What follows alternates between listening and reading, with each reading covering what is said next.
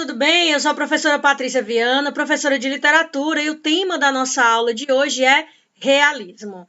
Então, quando a gente fala de realismo, pessoal, automaticamente todo mundo imagina, é porque vai falar da realidade e tudo, e na verdade a proposta do realismo também não é essa, né? O objetivo do realismo é apresentar para a gente uma visão mais crítica da sociedade burguesa. Enquanto lá no romantismo havia uma idealização dessa sociedade, ou seja, um modo de vida, o objetivo do romantismo era apresentar um modo de vida burguês, o realismo começou a apresentar para a gente a outra face desse modo de vida burguês, de uma maneira mais crítica. Lembrem-se que a análise do realismo aqui é uma análise que sai do indivíduo para a coletividade, ou seja, o meu indivíduo ele vai iniciar um processo coletivo. Por exemplo, aqui no Brasil, o romance que marca o início do realismo no Brasil é Memórias Póstumas de Brás Cubas, onde a gente tem uma personagem que é a metonímia de toda a sociedade, certo? Da sociedade dele, da sociedade burguesa, do espaço dele. Então, a gente tem uma análise que sai do indivíduo para a coletividade, ok? Então, o realismo ele veio com a proposta oposta ao romantismo. Enquanto o romantismo havia um excesso de subjetividade, o realismo ele vai trazer a objetividade, a análise objetiva do ser humano, a análise objetiva do comportamento humano. E aí aparecem, por exemplo, elementos relativos àquela sociedade que foi tão idealizada no romantismo e aspectos em que a gente observa o quanto a sociedade é hipócrita, o quanto há essa hipocrisia. E aí você deve se perguntar, mas por que isso tudo acontece? Porque a base do realismo, assim como do realismo, do naturalismo, é a ciência.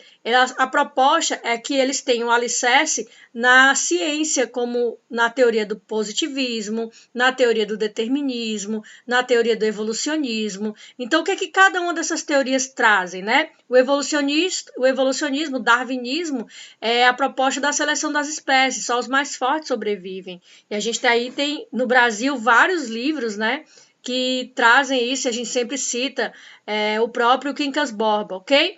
A gente tem, além do evolucionismo, do darwinismo, enfim, a gente tem o positivismo, onde tudo pode ser explicado através da ciência, a proposta da ciência de explicação. E o determinismo é que vai realmente ser muito claro para a gente no realismo, onde o determinismo diz que o homem é fruto do meio em que vive. Então, o meu comportamento ele é norteado pelo meio em que eu vivo. Então, como a base do realismo é a ciência, a gente tem uma proposta não mais de idealização, e sim de observação. O romance passa a ser de observação, ok? E os realistas repudiavam a artificialidade do arcadismo e do romantismo. Para você ter uma ideia, os poetas árcades tinham o que eles chamam de convencionalismo amoroso. É como se cada um dos poetas, por mais que fossem muitos, mas o sentimento deles era o mesmo, certo? Ou seja, é como se eles tivessem acordado entre si, deixar bem claro isso, que eles iam ter o mesmo sentimento em todos os poemas. Ou seja, há uma artificialidade nisso, ok?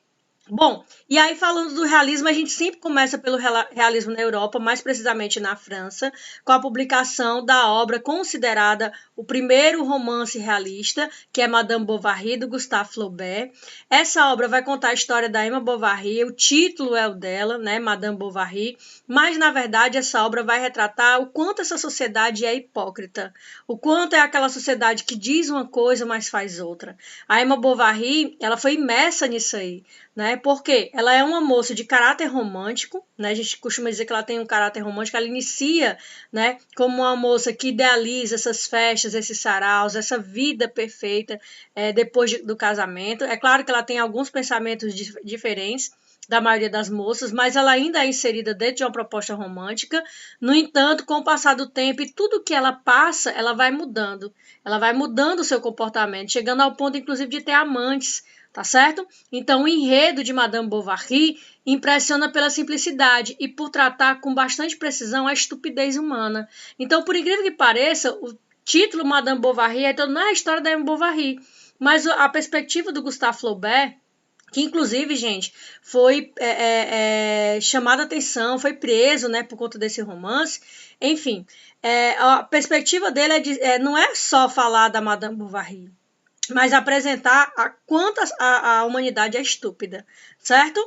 Enfim, E aí o realismo retratou com bastante objetividade o cotidiano das pessoas, o cotidiano das novas cidades dominadas pela burguesia. Lembrar que a burguesia, né, ela inicia o seu processo desde a época do Renascimento, mas ela vai tomar o poder, eu vou botar entre aspas isso, né? Ela vai tomar o poder principalmente no romantismo, tá certo? No romantismo ela assume o poder, eu vou colocar entre aspas mesmo, no romantismo, e aí a gente tem a consolidação no realismo, né, dessa burguesia, ok? Espero que você tenha compreendido, bons estudos e até a próxima!